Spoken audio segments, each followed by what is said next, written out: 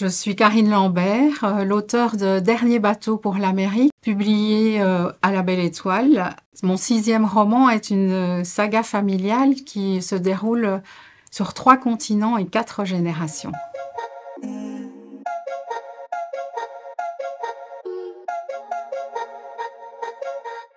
Le premier livre qui m'a marqué, c'est L'écume des jours. Il m'a enchantée, il m'enchante encore. La liberté de Boris Vian, sa créativité, sa fantaisie, les mots inventés comme pianoctel, doubleson, et aussi la poésie en prose. Comme par exemple, je vais essayer de me souvenir, le plus clair de mon temps, je le passe à l'obscurcir parce que la lumière me gêne. C'est beau, hein?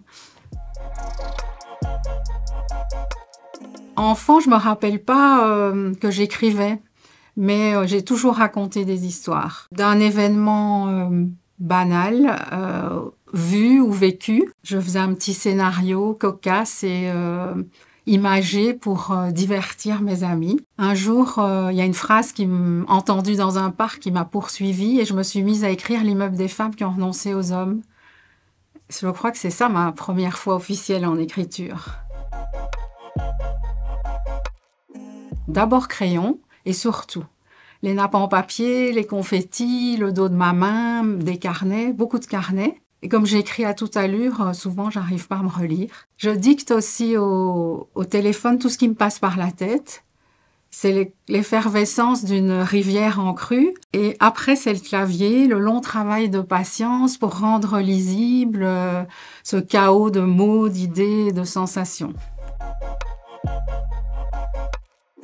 J'écris dans mon lit, les yeux fermés. J'écris dans le train. J'écris en marchant. J'écris face à la mer. Ce sont mes personnages qui décident du moment. Le jour, la nuit. Ça ne s'arrête que quand le livre est terminé assez étrangement. Il se taise à ce moment-là. Quand j'ai validé la dernière version pour l'imprimeur, il y a une espèce de silence qui s'installe. Et puis très vite, d'autres personnages se mettent à bavarder dans ma tête. Bref, j'écris tout le temps. Ma mère et sa famille ont fui l'Europe à un moment où c'était indispensable. Et à ma connaissance, ils ont pris le dernier bateau pour sauver leur peau. Mais moi aussi, j'ai fait une sorte de voyage intérieur à travers cette écriture qui m'a permis de nouer un lien très fort avec une cousine américaine. En quelque sorte, pour toutes les deux, c'était le bateau de toutes les espérances. Ma mère est morte il y a 1 mois. Je ne suis pas allée à son enterrement. 20 ans que je ne l'avais pas vue. Elle ne m'a jamais dit qu'elle m'aimait. Ni avec ses mains, ni avec ses yeux, ni avec ses mots. Encore moins avec ses baisers. Cette phrase est révélatrice parce qu'il aura fallu que ma mère meure pour que surgisse en moi un désir, un besoin impérieux de chercher à comprendre qui était cette femme qui ne m'avait jamais touchée, jamais regardée. J'ai pas assisté à son enterrement, mais j'ai arrêté tout ce que j'étais en train de faire à ce moment-là pour consacrer 3 ans à la recherche de qui était ma mère.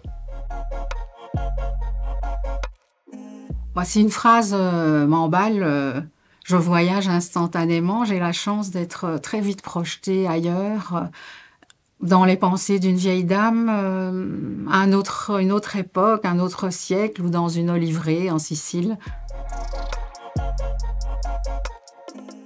Dans Dernier bateau pour l'Amérique, j'alterne 2 voix. La mienne et celle de ma mère. Un je et un elle, une partie réelle et une partie plus imaginée. En ce qui me concerne, c'est authentique. En ce qui la concerne, mon imaginaire s'est enraciné dans la réalité historique, dans les documents que j'ai découverts, dans les lieux et les époques. Pour le reste, la vie qu'elle m'a pas racontée, je me suis autorisée à la rêver.